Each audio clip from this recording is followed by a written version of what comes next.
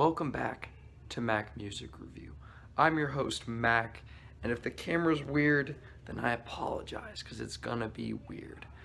In this episode, we're looking at the album Take Me to Your Leader by Newsboys, and this is the album cover. Take Me to Your Leader is one of the very first Newsboys albums, made before they were like a big hit. I guess they had some popularity as a Christian band in the 90s, but they really took off in the 2010s when Michael Tate became their lead singer. Michael Tate, who was like the lead singer of DC Talk / not really, he didn't rap a whole lot.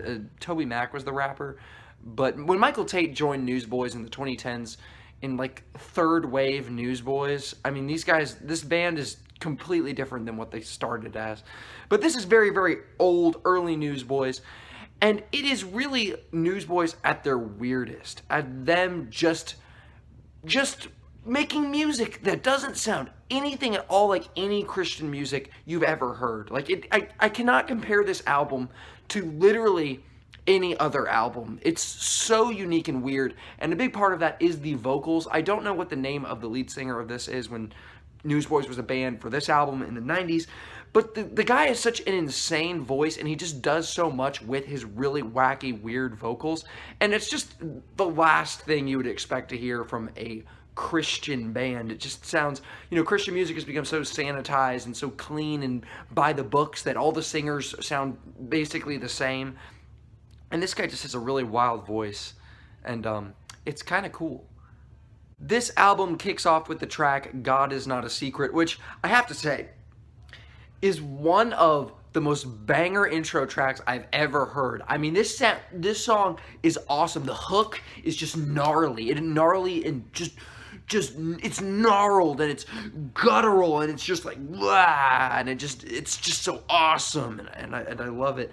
Take Me to Your Leader is a really funky song about an alien or a person landing on a planet and asking, hey, take me to your leader. It's a song that just revels in its weirdness, and it just is awesome. It just works so well. And then you get the first dud in the track list, and there are a few duds, which is this version of Breathe. There's two versions. I'll talk more about the one that ends the album. But this is like, it's basically like a song with like very worshipful, God-centered lyrics, but with really abrasive, loud, messy, fuzzy, like I already said, abrasive rock music, and it doesn't work. It just flat out falls on its face and doesn't. It's just not a very good song. It just fails. Reality, the next song on the album, is an absolute bop. Reality will have you dancing and singing, and it's hilarious. I mean, seriously, the comedy, the comedic ridiculousness of the lyrics on some of this album, it kind of reminds me of like Family Force 5, but like it's not stupid. It's ridiculous, but it's not stupid. There's intelligence to the ridiculousness. And kind of like, They Might Be Giants is something I would compare it to, where it's very ridiculous and just weird, but there is some intelligence to it. And I think there's a lot of intelligence to a song like this, that has a Christian message hidden behind the most insane story being told in the lyrics, and just with the vocals, it's just the whole package.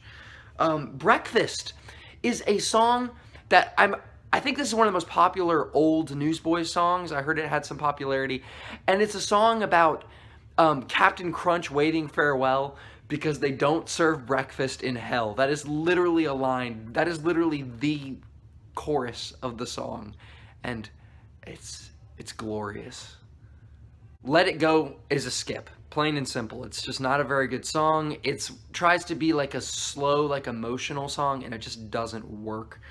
This album really works best when it's just going all out crazy, loud, kind of goofy, and that's where it really excels, when it's like really focusing on the goofiness, except for something later in the track list. Cup O' Tea is a really short song. It's just like a little over 2 minutes, or I think it's a little bit too over 2. I know it's under 3 minutes. It feels really short, and it's a fun little rock song. It's a good song, not as good as most of the songs in the first, not as good as really like any of the songs in the first half of the good songs in the first half, but still a solid song. It's All Who You Know has an excellent hook, some really great lyrics, some really great memorable lyrics. It's a good song. Miracle Child is another dud. I don't care for this song. I've never cared for it. It is the worst song on the album. As much as I don't like Let It Go and Breathe, I'd say Miracle Child is just difficult to listen to. It's just kind of intolerable. I don't know what about this song rubs me the wrong way. I think it's the serious lyrics, the like faux semi-serious lyrics that tell like a miraculous story. It's just, it feels like you're watching like a bad Christian movie, but you're not laughing at it. You're just suffering through it.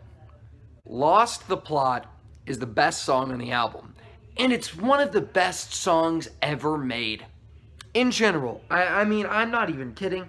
It's the longest song on the album. It's over 5 minutes long, and it is an extremely emotionally gripping song about basically the end of the world, which is my favorite kind of song.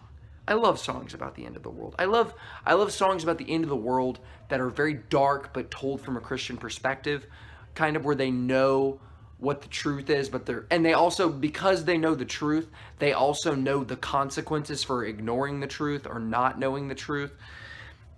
And it is a soul-crushing song. It is so, and it starts very slow and then gets very, very ear-splittingly loud and insane, and you can just imagine them like smashing their instruments playing this live. I mean, it's just a deafening song in the second half, and just one of the most emotionally and just narratively compelling songs I've ever heard. It's outstanding. Breathe, Benediction is a very fitting closer to the album, and I think it is the only slow song on the album that works, and I'm just glad. It's really good that the album can end on a really, really good, powerful, slow song, but I don't have a lot to say. It's an effective slow song, an effective closer, but all in all, I kind of love this album, and I will admit that I think the first half of this album is just amazing, and the second half really does just pale in comparison. As good, even though the second half does have some really, really good songs, or some, I don't know, I won't say two really, it has some really good songs. I think it's just doesn't really match up to the first half, even though it does have a really strong, Lost the Plot and Breathe Benediction is a very strong 1-2 punch to end the album on. I just don't think the second half is as good. And there are some just outright duds on the album. I think the first version of Breathe, I think Let It Go and Miracle Child are all duds. Even so, it's got some really, really great songs on it. And this is probably my favorite Newsboys album, just because of the enjoyment I get from some of the songs earlier on in the track list. And, Lost the Plot is just immaculate. It's just a 10 out of 10 perfect song. Maybe even the best song of the 90s. I might do a video or try to figure out what the best song of each decade is one day in the future. That'd be kind of cool.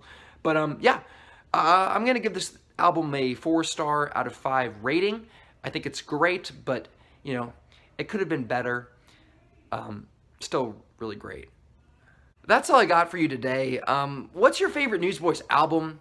What's your favorite Newsboys song? What do you think of this album, and how does it compare to their other albums? Do you prefer the old Newsboys? Do you prefer the 90s Newsboys? Do you prefer 2000s Newsboys? Do you prefer 2010s Newsboys? I can only, wait to see what they do in 2020. I know they made that United album, which was so disappointing. I mean, it was just weird, the hype surrounding this album. There's so much hype for the Newsboys United, which the concept behind it is so cool, because Newsboys has had 1 million people in it, and the idea was Newsboys members from the 90s, from the 2000s, would be joining it. I think even the vocalist on this album, the main singer, is on Newsboys United, but it was such a safe and straightforward album. It was just so not anything that you could have. It didn't defy the norm for Christian contemporary music in any way, shape, or form. And I might actually like it less than some of the modern Newsboys, because I think there is more personality in some of that early Newsboys 2010s than there is in Newsboys United. I'm not going to review that Newsboys United, on this channel or anytime soon. Maybe if I feel like it, but I probably won't. Anyway, you'll see the albums I'll review. I'll link those down in the description. Have a great rest of your day.